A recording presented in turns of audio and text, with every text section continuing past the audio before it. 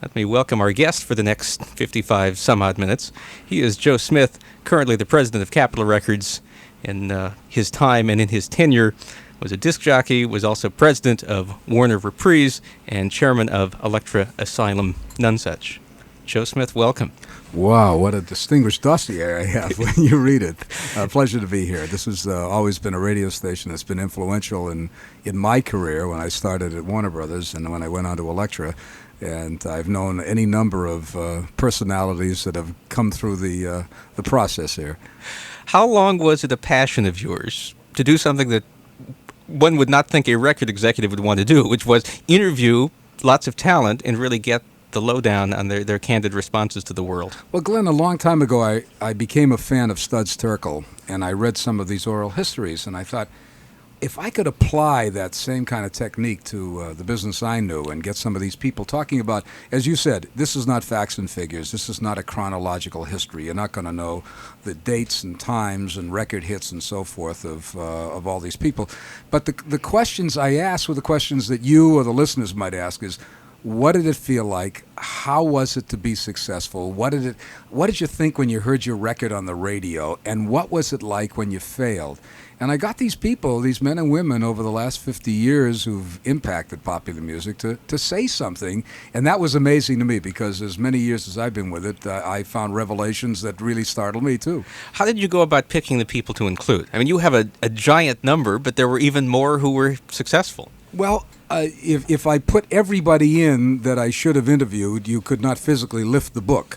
And you probably never would have finished. And I never would, because and the publisher said, Joe, it's time to deliver the manuscript. Because I said, well, I've got 30 more people. I got Eric Clapton, who I'd missed the last time. They said, well, give us what you got. And then when I looked at what we had in this book, I said, wow, that's pretty impressive. If I've got Wooddy Herman and Artie Shaw, every big band guy, most of the great singers, the Ella Fitzgeralds and Frankie Lanes and Rosemary Clooney's, and then early rock and roll with Jerry Lee Lewis and Roy Orbison and Little Richard and others, and then all the English, the Beatles and the stuff. I said, that's it. I really got a book here, and if I got to do more, Volume 2 will be here 2 years from now, and I'll be sitting here on a Sunday night talking with you. You bought yourself a little bit of time that way, too. I think so. That was about it. Am I correct in saying that a lot of these big band giants were people who you grew up listening to? Well, I grew up in Boston, and I love music, and I studied piano, so I used to love those big bands. And the Glenn Millers and Benny Goodmans and Tommy Dorseys and Artie Shaws were the Bruce Springsteens and Michael Jacksons of their time. Everybody knew who they were. Their records were the hit records. And so I used to hang around backstage at a theater in Boston and try to meet some of these people. So, yes, early in my life, big bands had a big influence. But as I became a disc jockey later and I was in the record business, a lot of these people I interacted with on a much more personal level. What about Artie Shaw? He's, I think, the first person you talk about in the book, and if not the first, one of the first. Artie Shaw was one of the great, great men of the swing era. There were probably 5 of them. There was Ellington, Basie, Goodman, Dorsey, Glenn Miller, Artie Shaw, maybe 6 of them. And he's the only one still alive. And the man reads 3 or 4 books a week. He has a magnificent career behind him, personally as well as professionally, because he was married maybe 7 times to Lana Turner, to Ava Gardner, to any number of people. He enjoyed the process, He obviously. enjoyed it all. And as I said, I stopped interviewing him about a year ago. He may still be talking. I know I packed up my tape recorder and left, but as I say in my introduction to Artie, it was not one of the great challenges in the world to get him to talk. But I found out later on when I interviewed Ray Charles what a hero Artie Shaw was to people like Ray Charles. The man had great morality, he had great talent, and he quit when he felt it wasn't productive anymore. One of the things that he said that really struck me was that he got tired of doing the things that made him a hit. And I'm sure a lot of other performers feel that even if they don't admit it. Well, can you imagine how many times Tony Bennett has to sing I Left My Heart in San Francisco, or Frank Sinatra has to sing I've Got You Under My Skin? What they had to do with the big bands is play these theaters 6 and 7 shows a day, and he had to play his hit records exactly as it was on the record. Any deviation was a mortal sin. But is that radically different than what performers are faced with today? Well, performers don't perform anywhere near as often or with great frequency. Michael Jackson's been out on a tour, does one show a night, and has played for maybe 8 months, and now he'll go into a cocoon for 4 years now, and we won't hear from him again. So for Shaw, who was cantankerous anyhow and very creative, doing the same thing over and over again was rather damaging to him. When I asked other people about that, they said, well, he didn't have to do it that often, and they realized that's what brought him there. Neil Young would never want to sing the songs that people knew until he used to record for me when I was at Warner's. And I said, don't you understand that the people who are coming to see you tonight, that's the one time in Minneapolis they'll see you. And they want to hear you sing those hits. That's what they're there for. And for you, it may be the 23rd night in a row, but they paid their money and that's their one night. And artists face that dilemma. And most of them obviously continue to do that so that they can continue to eat. Of course. In the end, it's what they want to hear is what you're going to do. How different was it for performers in terms of their relationship with the record companies back in the swing era and then jumping ahead now to the 80s? They rule us now. The artists come into us. We make a deal with them. They go off and they make a record or don't make a record as they see fit. When they make the record, they deliver it to us, and we pay them the money and we release the record. Back in the early days, the record company controlled almost everything. Picked the songs, set the dates. People like Artie Shaw made 4 and 5 albums a year. I have Bob Seger. Bob Seger records for Capitol Records now. We haven't had a record in 2 years. He was about to get set with a record. He had some marital problems. It upset him. He could not write his songs. And so Bob Seger goes into a bunker once again.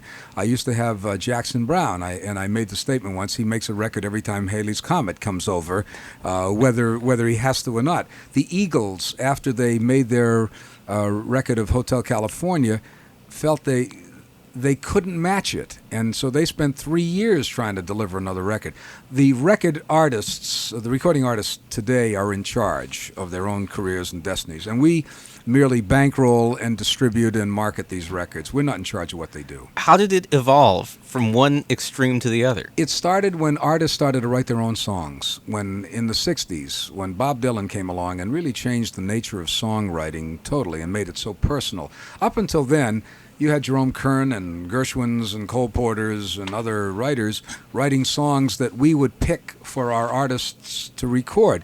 And when these people started writing their own songs, being very personal about their experiences, there was no way we could force them into a studio. They had to come up with a set of 10 or 12 songs that reflected their feelings on love and drugs and the world and war and so forth. And we lost control then. You could not put a gun to Jackson Browne's head and said, write songs. I mean, what are you supposed to do? The Fleetwood Mac or any of the big acts that I've been involved with over the years. And you were then victim of their own problems and their own blocks and their own inability. Frank Sinatra could make 5 albums a year if we could find 60 songs or 50 songs for Frank. If we could find enough songs, he would go in the studio and make them. All he had to do was like the song. He didn't have to write it, didn't have to create it. All he had to do was interpret it. And that was the turning point, the mid-'60s, when the record companies lost control. Not a terrible thing to happen, by the way. That these artists control their own destinies is pretty good, too. I'm just going to throw some names out at you. I was thinking about how to put together an interview like this, because there's so much information that you've included in the book.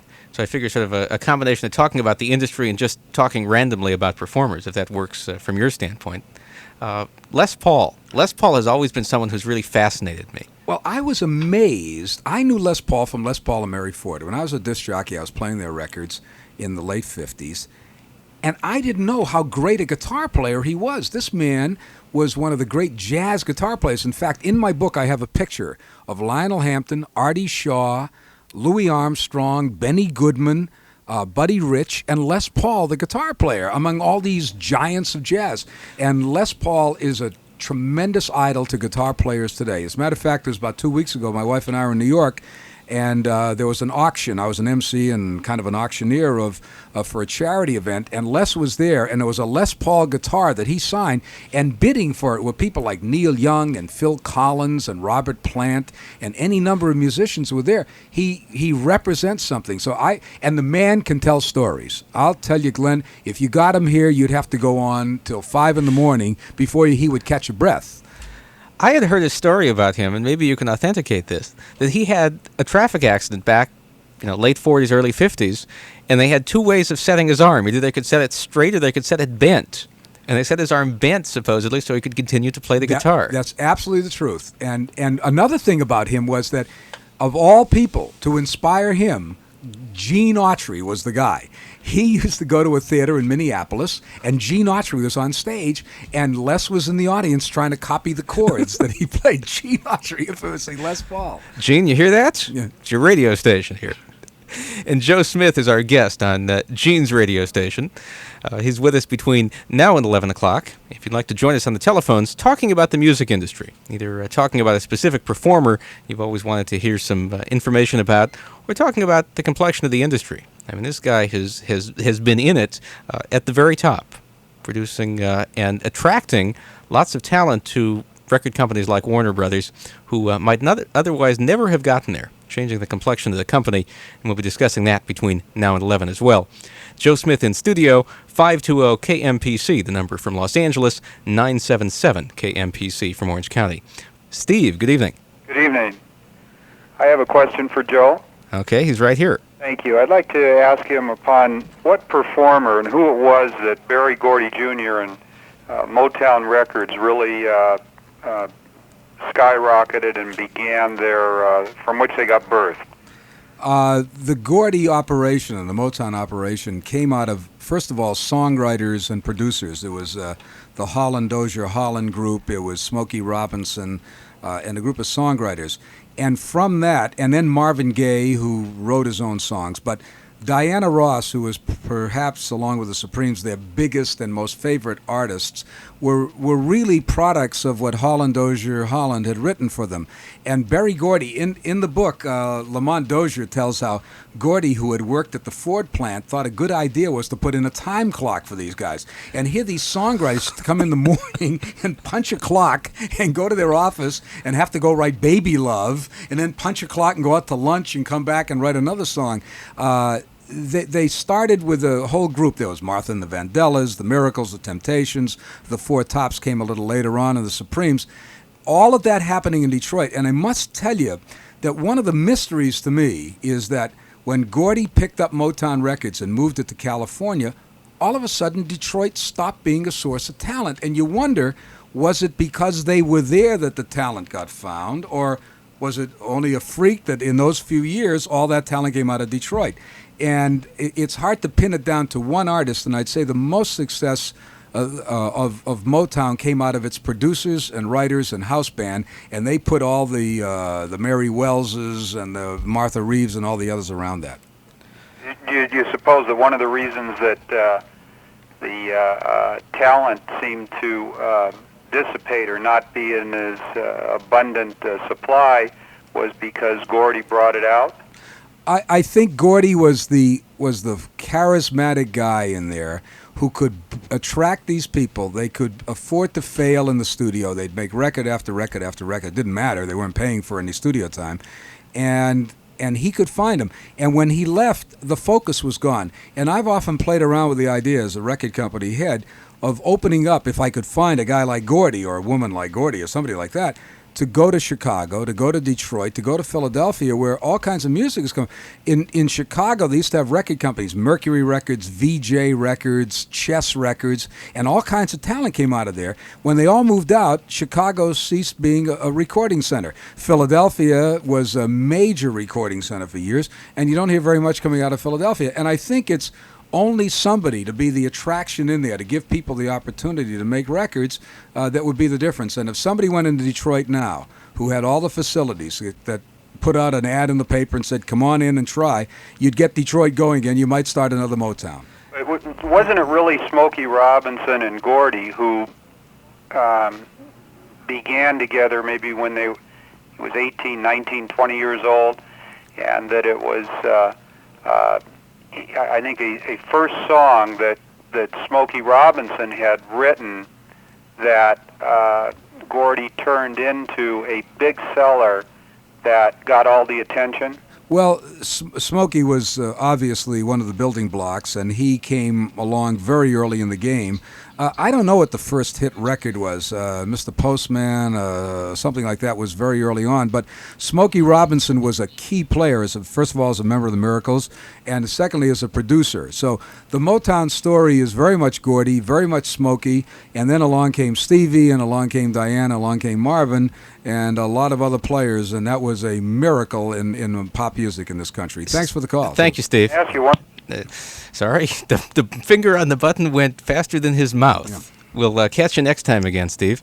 And if you'd like to join us with Joe Smith, 520-KMPC is the number. 520-5672. If you're out in Orange County, 977-KMPC is the number. 977-KMPC. Bill. Yes. Yeah, this is Bill McLennan. Yes. And I'd like to sing for Joe. We're not doing talent search. I see.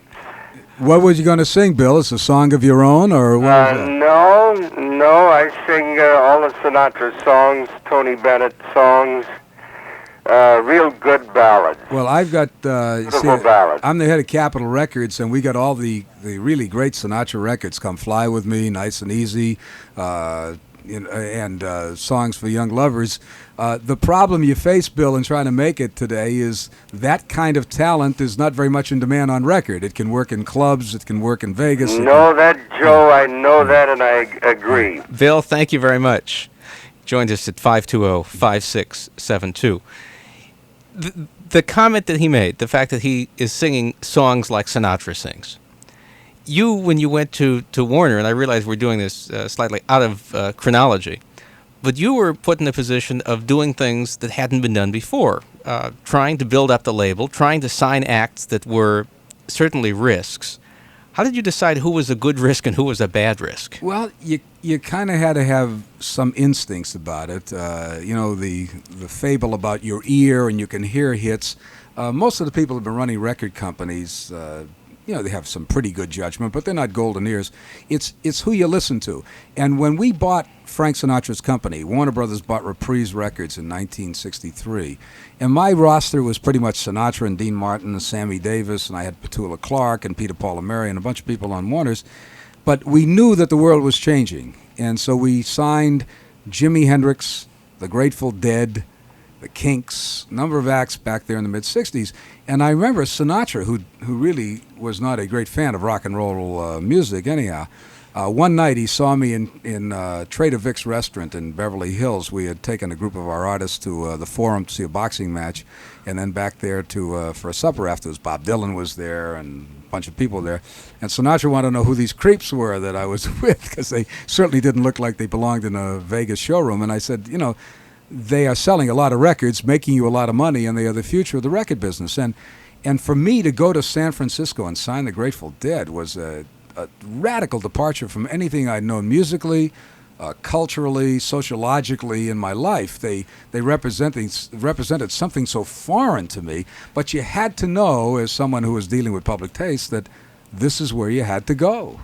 And a lot of these people, the way you described the Grateful Dead, that whole scene where you're signing them, these did not sound like the kind of people or the kind of scene that you would really want to get caught dead in necessarily. Well, it was bizarre because I had an innate repulsive reaction to drugs. I grew up in Boston in a middle-class environment, and drugs were not part of it. And here we were in flower power period in San Francisco in the mid-'60s, and the Grateful Dead. But as a record executive, I had to say, well, wait a second, this is happening. All these people are dropping out. Time magazine cover is flower power, hippie power, whatever that was.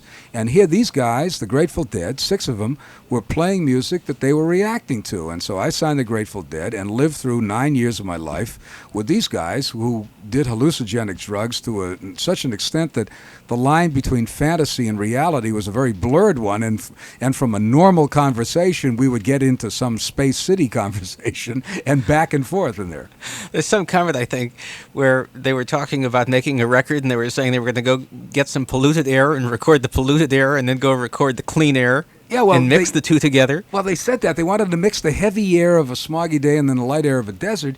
And I thought the rest of the guys would laugh because one of the fellows, Phil Lesh, the bass player, proposed that. But they all thought that was a great idea. And I realized they had to do something, so I said, well, the union wouldn't allow it. So the AFM, was the American Federation of Musicians, would not allow air to be recorded. But the Grateful Dead still exist. They created such an aura that they're still out there, and Deadheads chase them all around the world. And they perform every New Year's Eve in San Francisco. In San Francisco, in Madison Square Garden, they played 12 nights this year. And I was not at any of them. No, well, that's... I don't know I asked Jerry Garcia in the book, Glenn, about why are there still people following the Grateful Dead? The people that follow them don't remember that they were there 25 years ago, and I signed them in 1965, 23 years ago. Garcia says it's one of the last opportunities to hit the road and get some adventure for people, that the days of Jack Kerouac are over, the Woodstock days are over, and here's a little sense of adventure. They get in their vans and they follow the Grateful Dead around. They don't even care about the music. It's an experience to be a Deadhead, and they meet people from all around the country and all around the world. Who were the most accessible folks that you interviewed? They talk a little bit in the book about people like Springsteen and Sinatra who really didn't want to put their heads above water. But on the other side of the continuum, who really wanted to talk and who was really the most candid? I think the ones that wanted to talk were the more veteran kind of performers, the people from the 40s and 50s, because I set an arbitrary starting date of 50 years ago, big bands, the swing era, and those people were accessible, liked to talk about it, loved to relive the adventure. In my Buddy Rich interview, Buddy has passed on since we talked, Buddy gave a picture of what it was like in New York, where you'd walk down 52nd Street and all these clubs were open and all these hotels had great big bands and they'd sit in on each other's dates and so forth. So they were very accessible. Also accessible were a lot of the people that I had been involved with personally in my career, artists I had signed, like the Grateful Dead, like Rod Stewart or Linda Ronstadt or the Eagles or Jackson Browne or people like that. When you were talking with the folks that you signed, was it different than conversations you had had in the past? Was it on a completely different plane? And do you learn a lot of things about them that you never would have suspected before? Well, when I sat on the other side of the desk, I realized and was aware of some of the problems artists faced and why they turned to drugs and why they failed somewhere along the line.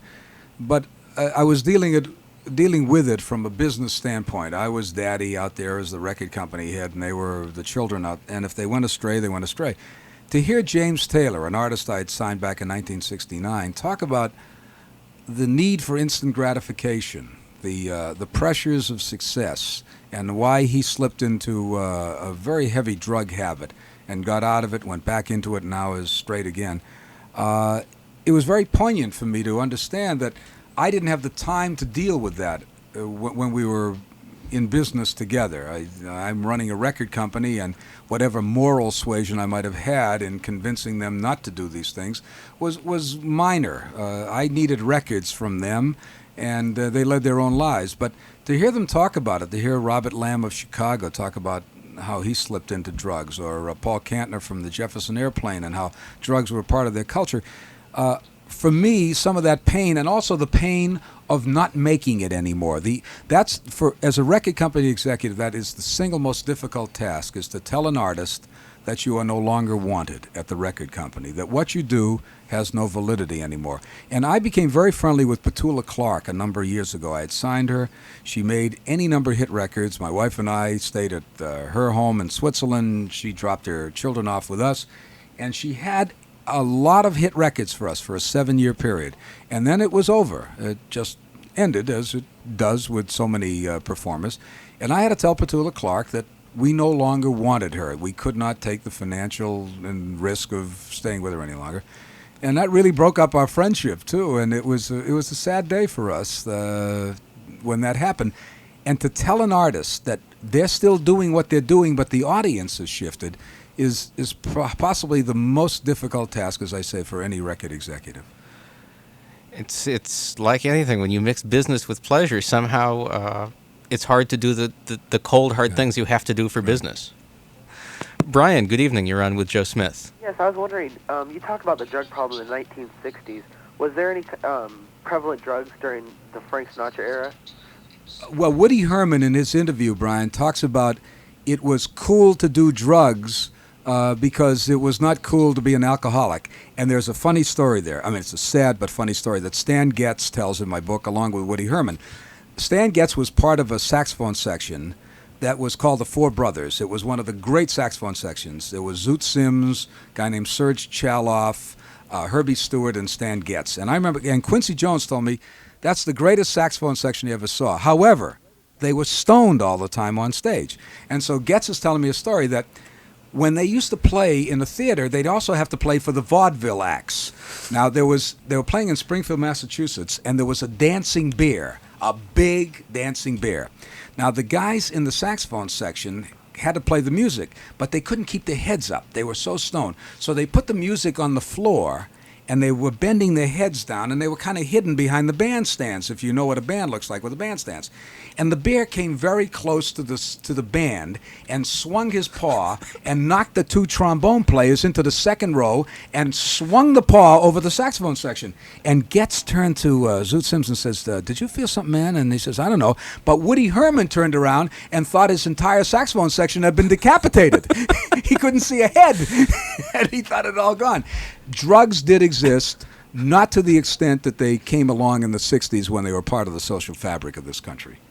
Was alcohol the same problem that drugs were, like, say, for the 1950s and 60s with the Frank Sinatra as they became in, like, the later 60s as drugs were? I think alcohol was possibly more of a danger than drugs were, but as Woody Herman said, during the big band time, those guys didn't think it was hip to drink anymore, and so they started doing drugs. Brian, thanks a lot. Yeah. Thank you. Bye-bye. And now we go to Paul with Joe Smith on KMPC. Good evening. Good evening. Hey, I got a question for you, Joe. Sure, Paul. I know you said you were a disc jockey in the late 50s. I was just sort of curious. Were you by chance disc jockeying at KFWB around the summertime of 1961? Absolutely. I was doing a Sunday night, Saturday night, late night show. I'd come out here to California from Boston, where I'd been a disc jockey, and I was working as a record promotion guy, and I needed some extra money. And so the guys at KFWB hired me, and I used to do this show, and I had all kinds of clubs, and I rang bells, and I acted like an idiot, but it sure paid the way, and it gave me a good look at music in that time, too. Did you listen to him?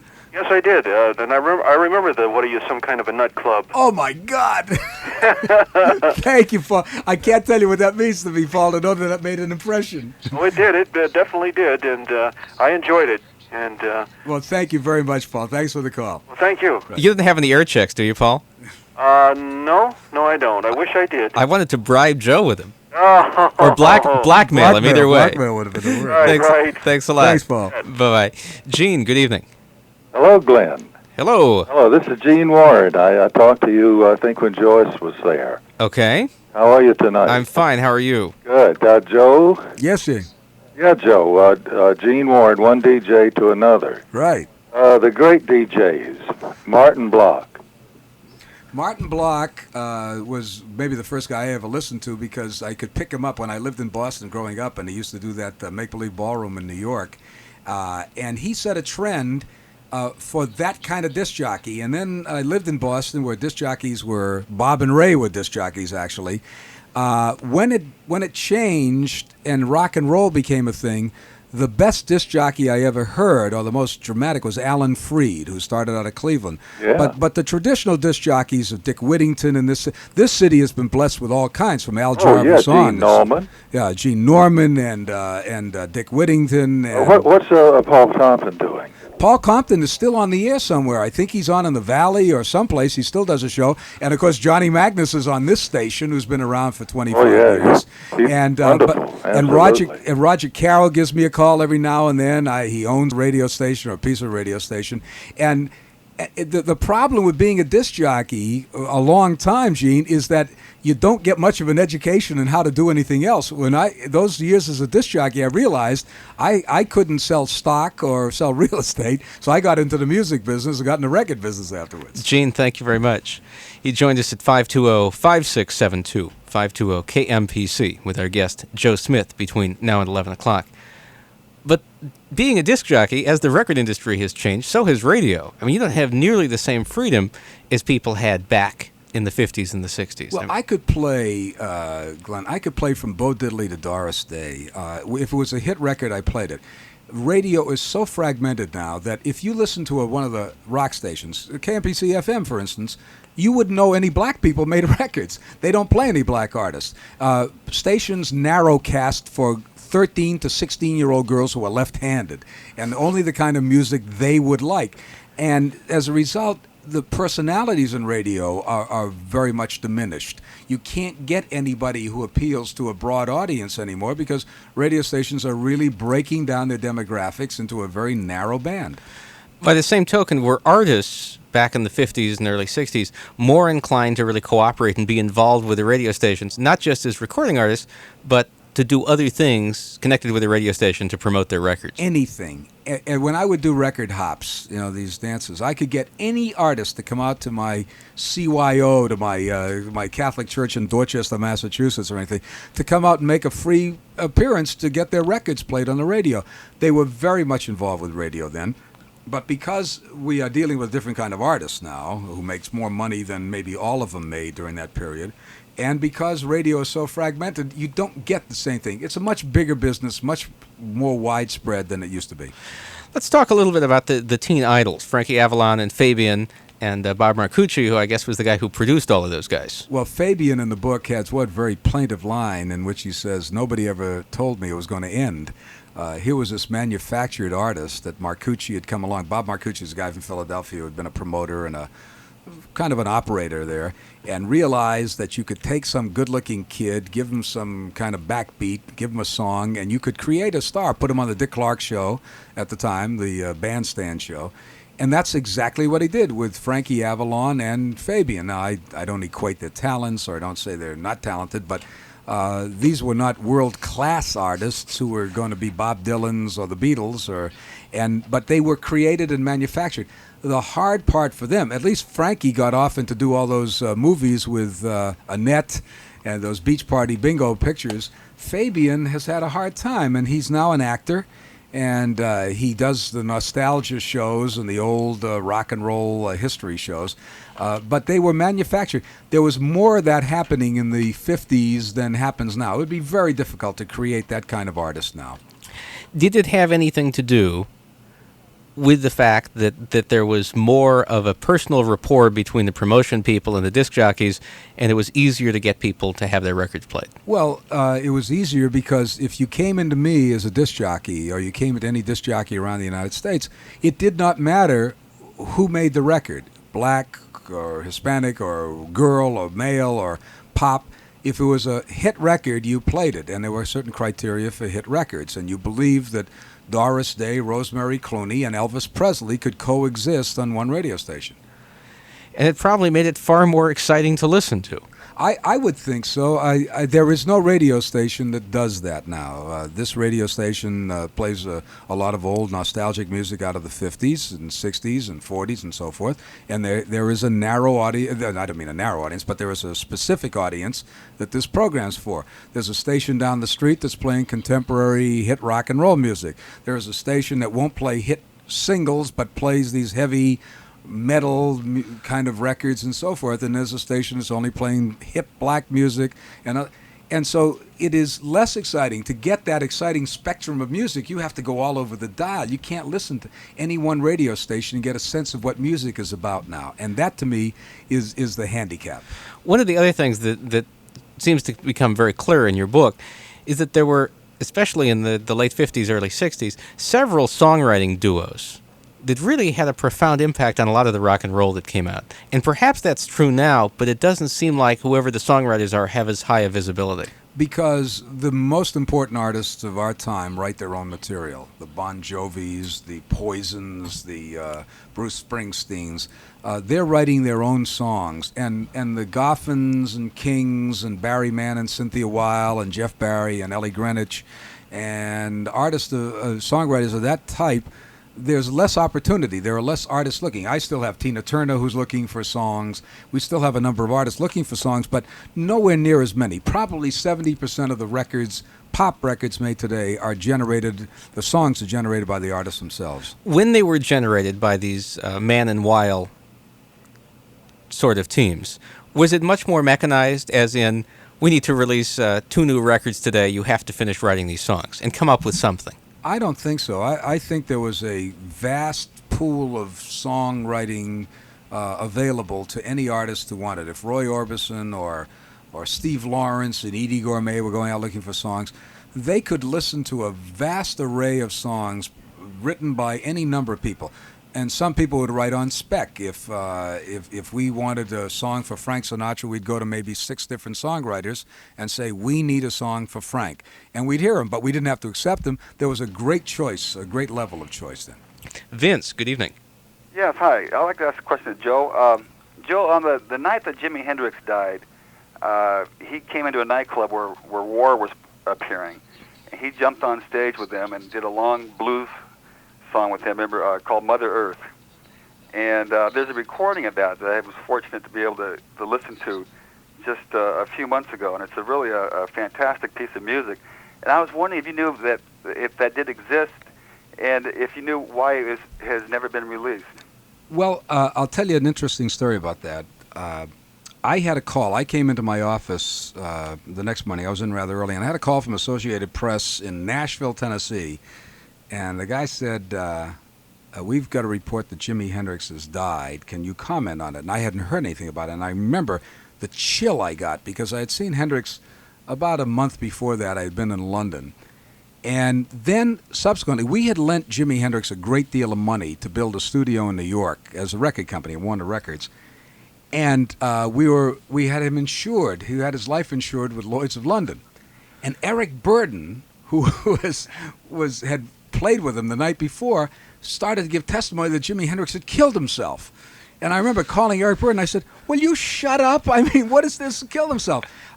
We're absolutely certain that Hendrix that night, I never heard the music from that night, though there is so much music available from Jimi Hendrix. It seems there was a tape recorder going whenever the man moved or hummed. That would be it. There was such a body of work that I can't pinpoint that, but I remember that we had told Burden that he should really keep quiet about this because Hendrix really was trying to straighten out his life. Jimi was a man who was deeply drugged, and part of the reason was his management, there were some evil people involved there who kept him sedated and fed him drugs and ripped him off or whatever they did with him. But he seemed to be trying to turn his life around, and what happened to him that night in everybody's mind was a total accident because, as you recall, and you've mentioned, he was playing on stage that night. He was up and going. And I remember when I talked to him a month before, he said that he thought he could get his life straightened out. He had some ideas of projects and so forth. So that I don't know where that music is, but I know that Hendrix did not kill himself. I heard it was a fantastic piece of music. Can I ask you one more question about War? Have you Sure. heard anything about them lately? Oh, yeah. They're one of the best bands to come out of L.A. Well, they're back together again with as many of the original cast as there can, and they're looking for a record deal. We heard the tape of what they had done. And as so often is the case, they were kind of locked into a time frame of what they were, but they're good enough if they keep working at it and they stay together and they're committed, they can take a step from there too. So they are around, they have reformed, they're trying to get back on track again. Thank you, Thanks Vince. for the call. Thank you. Bye-bye. Did you try to get Phil Spector? I tried to get Phil Spector, and I was really upset with Spector because I've been a friend of his for a long time. He drops me notes. We call. I've done a deal with him. I made some records with him. But I don't know what frame of mind Phil's in. It's very bizarre going to Phil Spector's house. There are guard dogs outside.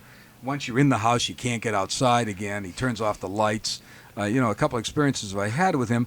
And he just has become terribly reclusive, it seems to me, and did not respond when I made a personal appeal. And then if he were listening tonight, I'll have a note this week saying, heard you on the radio, you sounded terrific or something. And and then would say, if you mention me again, I'll kill you. It was certainly a genius understatement of the world. And very strange why this man packed it in and walked away from it and has not really done very much in the last 15 years in the record business. But And we'd go to the basketball games with him, and he'd look and he'd see Richard Perry or some of the other great producers, and he says, they don't know anything. They can't do anything. I'm the only one that did it. The man had no ego problem, but he has not done anything, has not come to bat. Came to me about 2 years ago about starting a record label, and I should work with him. I told him, Phil, next to crossing the Harbor Freeway on foot at 5 o'clock in the afternoon, would I want to be in business with you? I respect you, admire you, and I'll help you get a deal, but I don't want to be your partner. What is the story? I had heard George Martin had said somewhere to someone that the Let It Be album, which I guess he had started producing and then Spector had taken over, he said the credit should have been produced by George Martin, overproduced by Phil Spector. That's a little catty. Don't know if it's true. Don't know if it's true or not either. Amanda, good evening. Good evening. Yes, I'm enjoying the program, and I'm an artist, but in the field of visual arts. And Joe can't sign you. what? That's okay, Joe Amanda. can't sign you. What can I do for you? Yeah, well, no, I'm getting listed in the California Art Review, so Oh, good. yeah. I wanted to ask you about Bob Clayton. Oh, you're from Boston. When you said art review, Yeah. I knew. Bob Clayton owns a motel in Cape Cod. Norm Prescott is living in Palm Springs, has never spent a dime of his money, so he can still live. Stan Richards passed away here in California a while back. Dave Maynard is still on the radio in Boston. Alan Derry is on some station in Maine. Fred B. Cole is retired. Bill Marlowe is on the radio somewhere. I just went back to Boston and I did some talk shows for my book, and it was deja vu, I must tell you that. Yeah. That give you a recap of all the DJs? Very good. Thank you. Thank you very much, Amanda. Bye-bye. Joe Smith's with us. If you'd like to join us in our remaining moments, 520-KMPC is the number. 520-5672. If you're out in Orange County, 977-KMPC is the number. 977-5672. Is there a reason that you chose to do all these interviews in person? I didn't think anybody, first of all, could get to them like I could get to them. What I had going for me, Glenn, was that I'm perceived as an insider. I'm one of them. If a journalist or any interviewer had tried to get this, probably you would not got to Streisand or Bob Dylan or George Harrison or some of these people. Because they weren't promoting a record or promoting a tour. There was no self-interest in this. They were doing this as kind of a favor. Also, I felt that I had a handle on what I could get from them. I don't think Mick Jagger has really ever said to anybody that he doesn't think the Rolling Stones ever did very much worthwhile after 1972. Or Bob Dylan, I don't think has ever said on record that the 60s were not all that exciting. He doesn't know why anybody thinks the 60s were that terrific. So if it were somebody else in their interviewing, the guard is up. These people are very professional about putting guards up. And as a matter of fact, Showtime and MTV Cable had come to me and wanted to do this as a video. And I knew the moment I brought in a camera crew and I brought in sound people and light people that I'd lose that intimacy. Most of these interviews were done in somebody's home, just two of us sitting and talking, a microphone as unobtrusive as possible on a table or a desk. And we would just talk, and I had some inside knowledge. I had done good research, but I knew where most of these people were coming from. And so there aren't a lot of people that could have gotten to all these. That's rather self-serving to say, but I think it's true.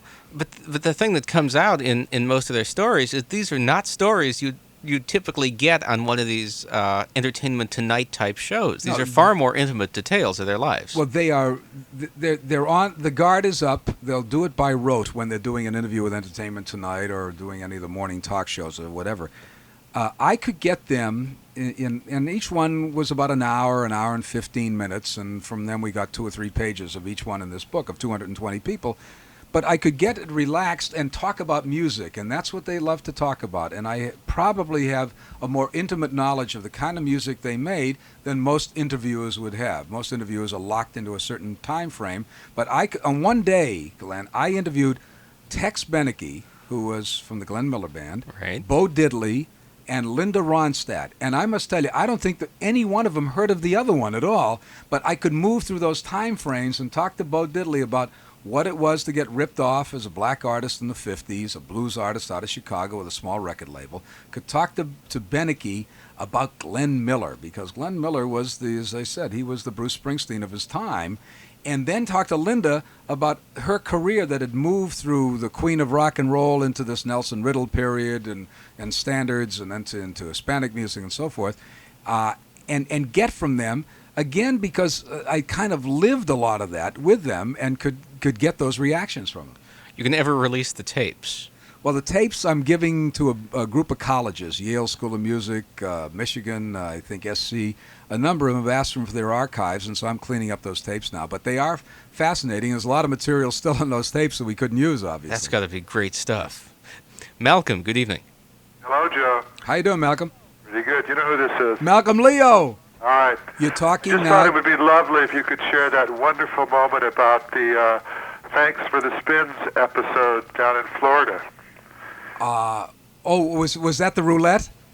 When we were talking about roulette records? Roulette and the opportunity for all the DJs to I'll tell you have this. an opportunity. We're talking to Malcolm Leo, who is one of the great television producers and directors. Who has a great TV show coming out, a Christmas special, right? Well, he did the Beach Boys special. He did the Elvis Presley motion picture. He's done some tremendous things. And Malcolm was going to do the video with me, and we had it done with MTV and Showtime. And then Bob Pittman left MTV, and I said, I better get on with this book. But we're talking about there was a disc jockey convention in Miami a number of years ago. And there was Todd Storrs, who was one of the great founders of Top 40 Radio. And so the disc jockeys came down, and it was crazy. Now, I just been married. My wife says to me, is this what the business is like? Because there was a headline in the Miami paper, Booze, Broads, and Bribes. But we'd go to a Roulette Records, had a gambling table, and there was no way you could conceivably lose. They would say, here, put your money here. You're playing blackjack. Bet your money here. And it did not matter what happened. And they'd say, thanks for the spins. And you won awards with all this money. You'd win trips and cars and things like that. It was such blatant payola. Thanks for the spins. I think that's the thing Malcolm was talking about. It was a disc jockey convention in Florida when payola was a way of life. And everybody just kind of got into it. Congratulations on the book, Joe. Thanks, Malcolm. You were in on it at the start. You know that. Malcolm, thank you very much. My pleasure. By the way, don't you have a Christmas special coming out? Yeah, it aired tonight. It's going to air 2 weeks again, and they're going to rebroadcast it on Fox. I just came home, and I heard you on the radio. It's on So Fox? I got to call Smith. He's on the air. It's on Fox Television? That's right. My son-in-law, Jamie Kellner, is the president of that television I network. wish I could have spoken to Jamie during the production. Well, I'll find out all about it. It was a great experience. I really loved it. Thank you, Malcolm. We'll watch it in a couple of weeks. I'm sorry I missed it tonight. Thanks, All Malcolm. right. Good luck, Joe. I'm anxious to see the book now. Thanks, Malcolm. He's out of town. Thank you, babe. Bye-bye. Bye-bye. Joe Smith is our guest. 520-KMPC, the number if you'd like to join us on the telephones. 520-5672. Jim, good evening. Yes, hello. Joe, I read your book, and it leaves, if you want a friendly piece of criticism, number one. Absolutely. It leaves the reader with wanting to know more. You know, Jim, I had to make a choice. Either I did just this little bit with 220 people, or I did a lot more with maybe 100 people. And we chose that. If I had done a lot more with 220 people, Jim, you physically couldn't lift the book, I think. That was Probably not. That was the problem. And I know, for me, there's some places where it falls off the end of the table, and I say, man, I wish I'd got more, because my interview with Paul McCartney was so revealing. It was so poignant about his feelings about John Lennon and about the rest of the band. But I only could use 3 pages of Paul McCartney when I could have used 23 pages of Paul. Yeah. And I agree with you, Jim. Speaking of that, about the Beatles catalog, why didn't, Capitol put everything out on disc, compact disc. When they came out with, 2 questions, when they came out with Magical Mystery, the Magical Mystery Tour album, why didn't they correct their mistake of 1968 and put on the original recording of Penny Lane with the horn riff on the end? And number 2, failing to do that, why couldn't you have stuck it on the Past Masters Volume 2 album? Wow. Hey, this guy knows his Beatles. You are tough, Jim. I'll tell you, Jim, first of all, these masters we get from EMI in England. I know. Who own the Beatles catalog. Right. And we don't, here on Vine Street, that round building I work in, we don't have a lot of input into it. Now, we just put out a boxed set, a very fancy $200 operation there that's got 15 of the CDs of the Beatles. And I'm not sure that these may have that riff or something else? Probably not. And you understand that there is more interest in the Beatles than in any other act that ever was. Right. And that things like this horn riff or something else come along, and I wasn't there when it all was there. I was a fan. I understand that, but the thing was is that when the Beatles came out on CD. Jim, I'm gonna stop you because I think that you're interested, I'm interested, and Joe's interested, and some other people might be, but not the masses. Jim, send me a letter at Capitol. Just send me a letter, and I'll get back to you. And if that's available, you'll get it. Okay? All right. Thank you very much. Right. Thanks a lot. Take care. Bye-bye. John Fogerty. He seemed like he had lots of problems with record companies after Creedence. That's one of the weird stories of my entire career in the record business. Now, he had a lot of problems with his record company. He broke up his band.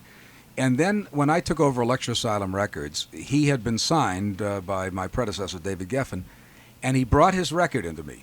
And this is 1976. I was in the office about 4 days, and in comes John Fogerty, an idol of mine, and he plays his record for me. And I said, John, let me listen to this again, but I'm telling you, for anybody else, this is a fine record. For John Fogerty, this is not a great record. You're measured by a different standard. And I'd recommend that you go back, you find a couple of other songs, you work on this.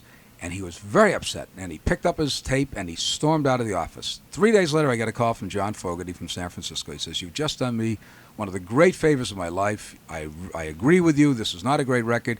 I will keep working on this. 9 years later, he made a record. And I tell you, Glenn, I used to call him every 3 or 4 months. I said, John, was it something I said? Was it the way I said it? But he couldn't get himself together. And when he made his record, it's called Center Field. Great It record. was the #1 record in the country. He sold 4 million albums, and he is one of the great artists for me and one of my good friends in this business, too. And he'll tell you the story, how I sent him home, and 9 years later he made his record. One of his lesser-known albums is one of my favorites, the Blue Ridge Rangers. That was a record that did not make it. That Yeah. was, I think, his first record on Electra that didn't make it. There's a song on Centerfield now called Vance Can't Dance, previously Zance Can't Dance. Yes. Is that something worth addressing? Well, there's a man named Saul Zantz, who was the president of the record company that Creedence Clearwater recorded for, and John had it in his mind that somehow Saul hadn't been fair with him in the accounting or whatever, and wrote this record, which Saul is also a very successful motion picture producer who did Amadeus and One Flew Over the Cuckoo Nest. And so there's been a lawsuit going on there for quite some time. But Fogerty's mind is at least in the right place now, and he's done 2 albums, and he's getting ready to do his 3rd one now, too. John Sebastian.